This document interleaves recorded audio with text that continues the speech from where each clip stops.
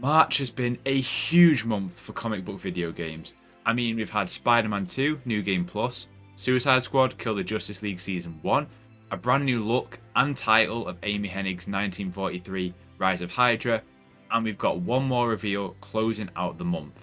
Marvel Rise, a free-to-play third-person shooter set in the Marvel Universe, and we've just had our first official look at it with the announcement trailer showing off a ton of gameplay and a hint of when we can get our hands on this game.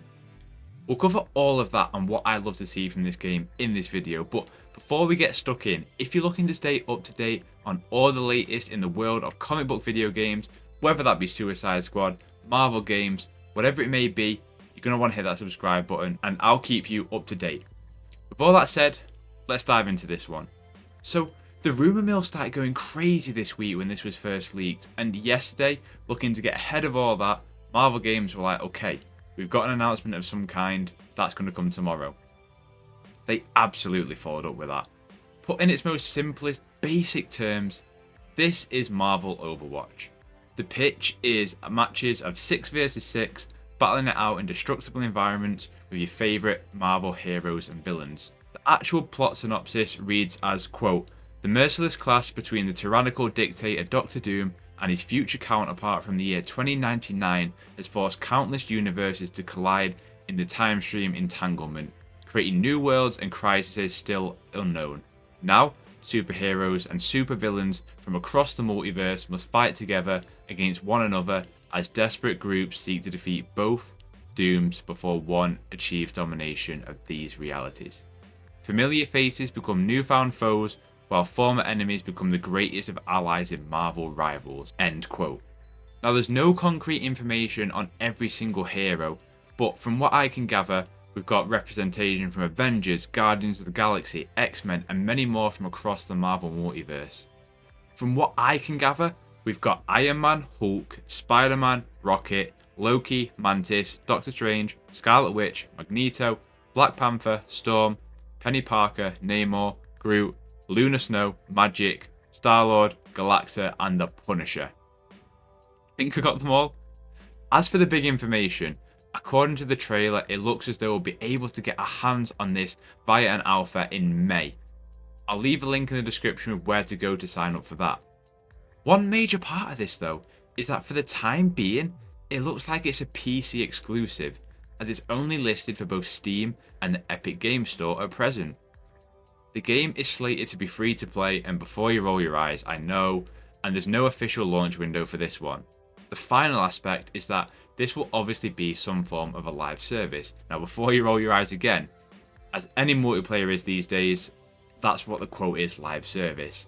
They state that, quote, each seasonal drop will introduce new superheroes to the battlefield along with challenging and diverse maps, unlock new content to implement across various gameplay strategies while experiencing thrilling action and endless possibilities in these adventurous team battles, end quote. So, that confirms your traditional multiplayer seasons. As for whether new heroes will cost money or they can be earned, we'll just have to wait and find out. In terms of all the big juicy deets, that's it, a list of heroes, an announcement trailer, and the platforms that it's going to be available on. So, what do I think of it? Well, as someone who just isn't really feeling PvP a whole lot these days, I'm actually surprisingly into it. I love the art style, and it sounds like they've got a stellar voice cast. I mean, I'm like 99% sure that's Yuri Lowenthal returning as Spider-Man, which, I mean, come on, he's a guy at this point, right? One thing that looks really sick is the team-up moves. I remember as a kid growing up and playing the Ultimate Alliance games, and just in those games using the team-up moves like blasting Iron Man's beam onto Cap's shield or combining web attacks with Spider-Man. Which, by the way, Xbox, Activision, what's going on? Where are these ports remasters? Are we going to get them? We need them back. And plus, how about you throw X-Men Legends 1 and 2 to sweeten the deal, right? Please and thank you. I like the fact that the environment is destructible here too. It's not the finals or Battlefield 3 levels of destruction, but it looks a pretty interactive sandbox. In these kind of games, you always want to feel that level of power fantasy with these heroes. Now, as for it being a hero shooter, I mean quite literally a hero shooter, it does work on paper. I'm really glad that it's not Spider-Man with a gun, that's for sure. It looks like it's taken a whole lot of inspiration from the Overwatch games, with support characters, DPS characters, etc. But let's see. To really get a sense of whether it's got classes or roles, you'd need to see more than what this trailer is showing. Like, I can't lie, as a big comic book fan, it is really cool to see Strange open up a portal and then Spider-Man jump through it, or Rocket climbing onto Groot to team up, or Loki transforming into Black Panther and using his toolset. There's obviously a huge focus on team play here. You see characters buffing each other, whether that be health or boosting their attacks, which is obviously part and parcel of these kind of hero style PvP games. The actual environment too looks pretty fun.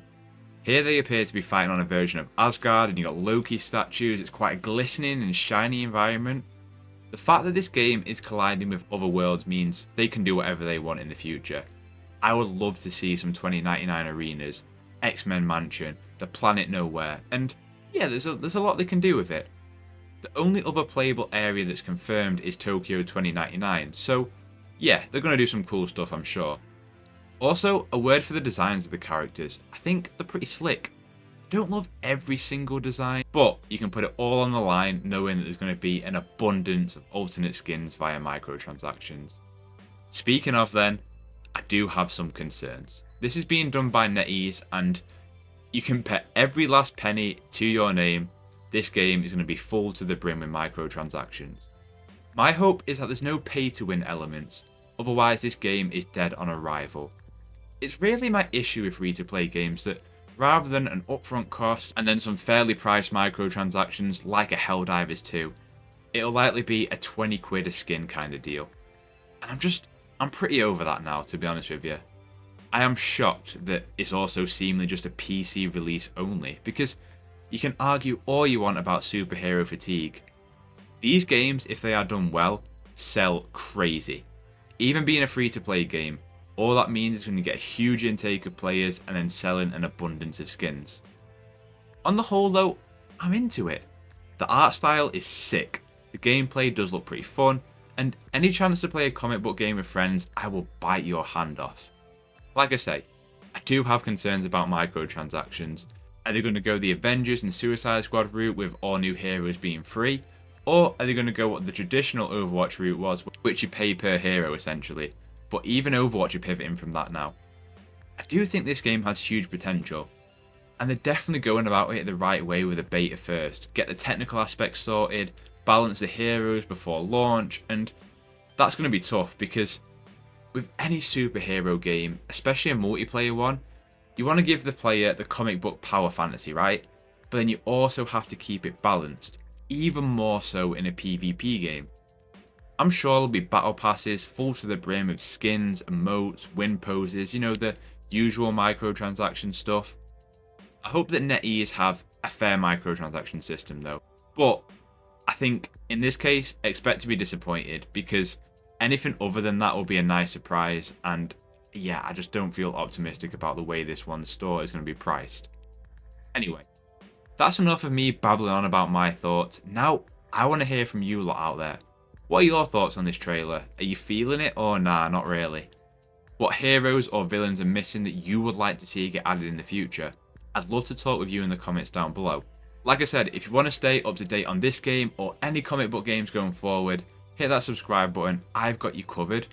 Dropping a like on this video helps me out massively and I'd really appreciate it. Have a terrific day and I'll catch you in the next one. Also, hello, NetEase, if you're still watching, Carnage, please. How about a symbiote season? Yeah? Come on, you know you wanna. Okay, bye.